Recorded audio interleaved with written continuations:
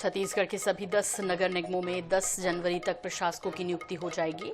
इन निगमों में कलेक्टर ही प्रशासक का काम संभालेंगे। सबसे पहले कल राजनांदगांव नगर निगम में प्रशासक नियुक्त होंगे। रायपुर में 6 जनवरी को बतौर प्रशासक कलेक्टर कामकाज संभालेंगे।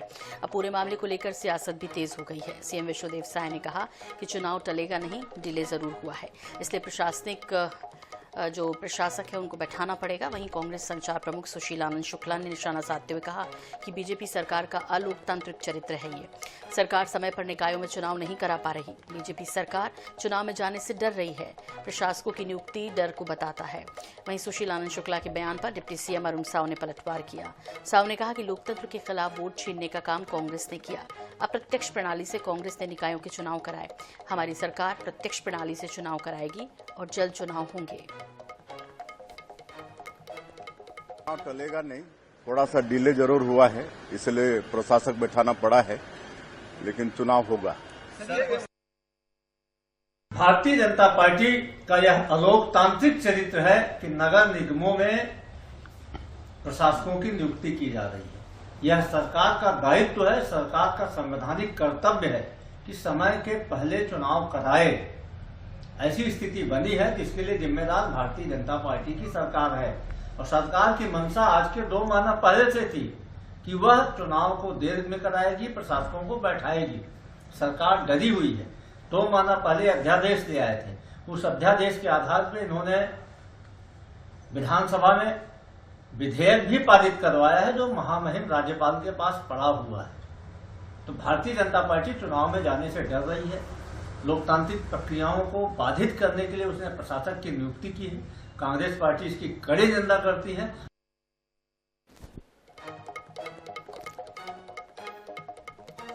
और इस बीच हमारे साथ जुड़ गए हैं सुरेंद्र वर्मा जी, कांग्रेस प्रवक्ता हैं। सुरेंद्र जी, सबसे पहले तो यही जानना चाहेंगे कि बीजेपी जो कह रही है कि भाई ये प्रोसेस चल रही है, प्रोसेस में वक्त लगता है और इसीलिए डिले हो रहा है। हम चाहते हैं कि चुनाव जो है वो प्रत्यक्ष प्रणाली से हो और उसमें ये सारी एक्सरसाइज करनी पड़ रही है। 13 महीने से सरकार में है और ये कह रहे हैं प्रक्रिया में वक्त लगता है, संवैधानिक संकट की स्थिति है। इनको पहले से पता था कि जनवरी के महीने में कार्यकाल खत्म हो रहा है। सारे बड़े नगरीय निकाय जो है 10 के 10 निगमों का कार्यकाल 8 तारीख को खत्म हो जाएगा और उसके पहले इनको चुनाव की तैयारी करनी थी। लेकिन जितनी प्रक्रिया अपनाई गई सब त्रुटिपूर्ण है। जो आरक्षण का इन्होंने प्रावधान किया है वो सीधे तौर पर ओबीसी के अधिकारों का हनन है। जो कम से कम 25% का आरक्षण हर जगह में मिलता था, आज बस्तर सरगुजा में जाके देख लीजिए क्या स्थिति है।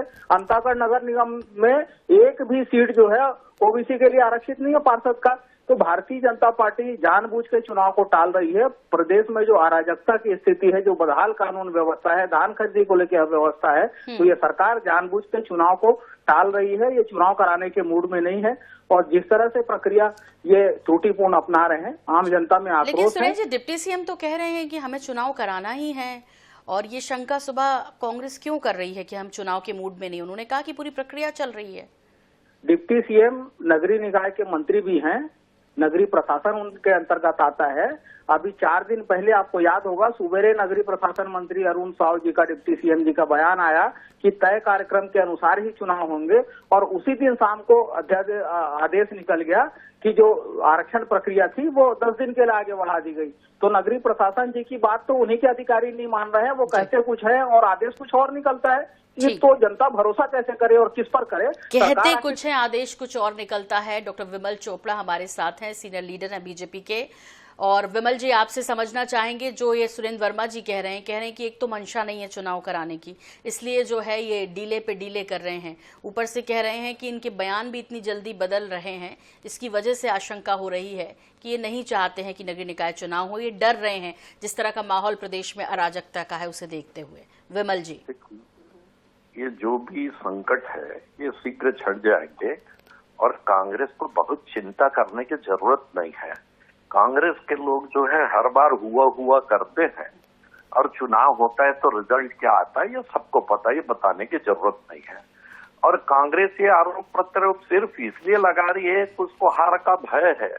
कांग्रेस को हारना है ये तय है।